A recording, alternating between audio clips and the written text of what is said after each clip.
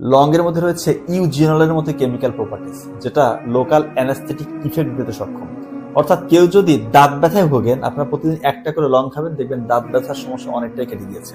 শুধু যে দাঁত ব্যথা তা না, যে কোনো ধরনের জয়েন্টের ব্যথা, আর্থ্রাইটিক পেইন, সেটা হতে পারে কোমর ব্যথা, হাঁটু ব্যথা, বিভিন্ন জয়েন্টে ব্যথা, দেখবেন প্রতিদিন একটা করে লং খাওয়ার সুবাদে আপনার ব্যথাগুলো অনেকটাই উপশম হয়েছে ইনশাল্লাহ। এবং বিজ্ঞানীরা এখন গবেষণা করে দেখছে যে লং এর মধ্যে ক্যান্সারের সাথে যুদ্ধ করতে সক্ষম এরকম প্রপার্টিজ আল্লাহ তাআলা দিয়ে রেখেছেন। এবং আমাদের লিভারটাকে সে ডিটক্সিফাই করতে সক্ষম, অর্থাৎ লিভারটা একদম সতেজ পরিষ্কার করে দেয় এবং ব্লাডটাকে থিন করে, পাতলা করে, অর্থাৎ আপনার ব্লাড প্রেশার অনেকটাই কন্ট্রোলে থাকবে এবং ডায়াবেটিস নিয়ন্ত্রণে এটা মুখ্য ভূমিকা পালন করে। এবং বিজ্ঞানীরা আরো দেখছে ব্রেইনটাকে অ্যাক্টিভ করে আপনার স্মৃতিশক্তি বাড়াতে সক্ষম এই লং।